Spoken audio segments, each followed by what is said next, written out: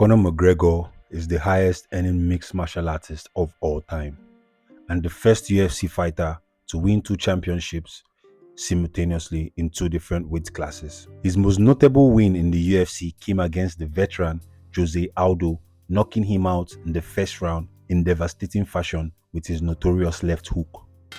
In the next fight after that, he lost by submission against the Stockton captain Nate Diaz, which sprung the famous quote, "Hey, I ain't surprised, motherfuckers." Conor went back straight into the rematch to beat Nate by majority decision. And straight after the Nate Diaz rematch, he beat Eddie Alvarez by way of a technical knockout. At this point, it was apparent that Conor had transcended the UFC. His image was now big enough to cross over into any entertainment realm and make it. Around this time, talks also started brewing. What is he going to do next? He brought so many eyes and ears to the UFC that it was undeniable that a star was born. Then came the big crossover into boxing, where he started taunting Floyd Mayweather, which eventually culminated into a fight. Floyd Mayweather at this point had already retired with his 49-0 unbeaten record. The fact that Floyd Mayweather and Conor McGregor were able to pull off the second most pay-per-view numbers, just only behind the match between Floyd Mayweather and Manny Pacquiao, is testament to the star power of Conor McGregor. By the 10th round, Floyd Mayweather was able to rally and put Conor away by way of knockout. Conor McGregor was reported to have made in the excess or somewhere around $100 million for this match, making him the highest ever earning mixed martial artist of all time. But then there was a problem. After Floyd Mayweather beat Conor McGregor, Conor stopped looking invincible. It was almost as if Floyd took something from him. He started spending his money, bought things all over the place. Around the same time was when he founded the Irish whiskey distiller Proper No. 12, which he was seen drinking many times in public as a way to market the brand. A long while after that, after enjoying his money, there was another name on the UFC that was garnering almost the same attention. Khabib Nurmagomedov, known for being a devout Muslim, was pulling the attention of the Muslim faithfuls to the UFC.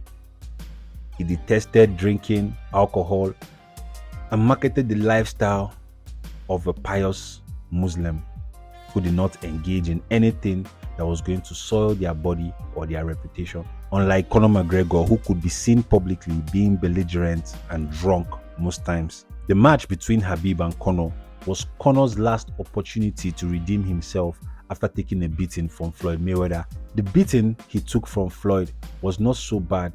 What made it worse was the boastful antics that he put up in the pre-fight conferences, often taunting Floyd and even went as far as touching him on his head.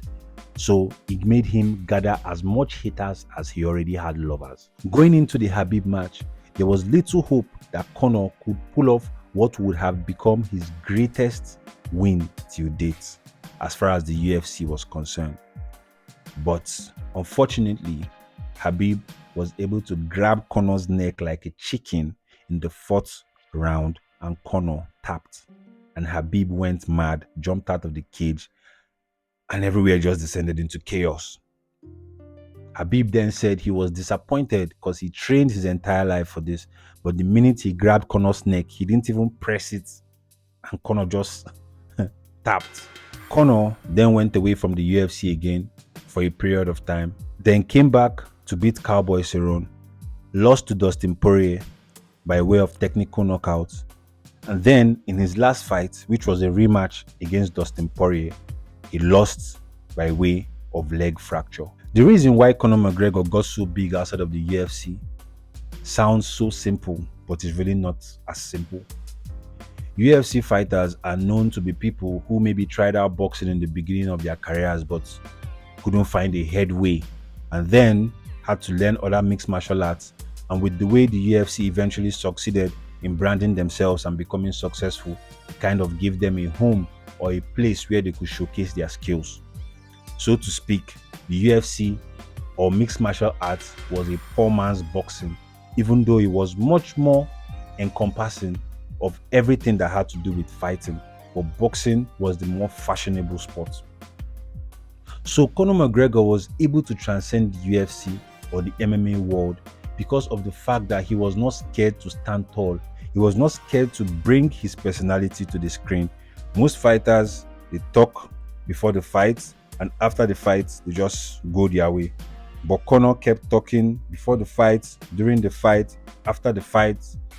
He was just making sure that he was always in the news, putting himself out there, making sure that you never forgot that you watched him. And this became the main reason why he was able to attain the status of partner in the UFC. Basically, anytime he wants to fight, the UFC gets it done. It's that simple. And whatever amount of money he's crazy enough to demand, they are going to look for a way to pay him because they know that it is guaranteed that he's going to put people in those seats and he's going to bring eyes to the pay-per-view. I don't drink. Why don't you drink? I don't drink. Why don't you drink? I never drink. I'll tell you some booze at parties. I never drink. You mad back. His now famous Billy Strut or Billionaire Strut characterizes, Conor's attitude to life. Laissez-faire, bossy, boastful,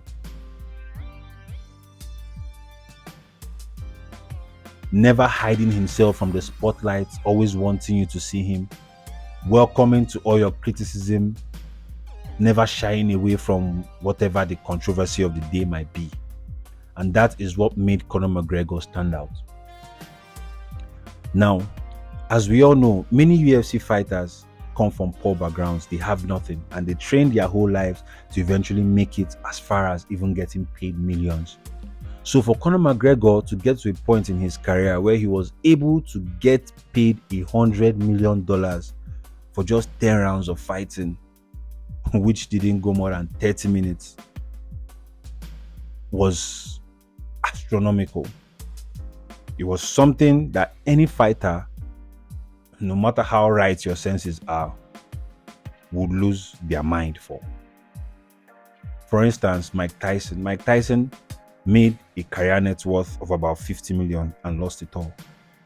For the same reason, when there is too much money and there's too little advice, or there are so many yes men around you that don't know when to call you to caution, or when to restrain you from your own self, or when to save you from your own tendencies, then you are most likely to run into a problem.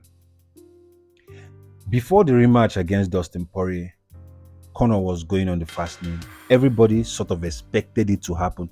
Nobody knew when or how or where exactly the crash was going to happen. But like everybody knows, when somebody starts fumbling with certain substances, or fumbling with alcohol, or fumbling with certain vices, it's only a matter of time before the inevitable happens. So when he broke his leg against Dustin Poirier, it was sort of an anticlimactic end to Conor McGregor's career. It summarized his decline over the years. It summarized how a lot was expected of him, and just the way he rose so sharply through the ranks of the UFC, he dipped and dropped to the very bottom. Today, Conor McGregor is rich, richer than probably 85% of the world's population. But then, nobody will ever know how big or how great he was supposed to be as a fighter. As great as he was and as talented as he is, he had such a high ceiling for achievement. Nobody will ever know what Conor McGregor might have become. He could have went on to be even greater than Floyd Mayweather if only he had the discipline after he made his money. So, like, share, comment, and I'll see you next time on the Boiling Ring.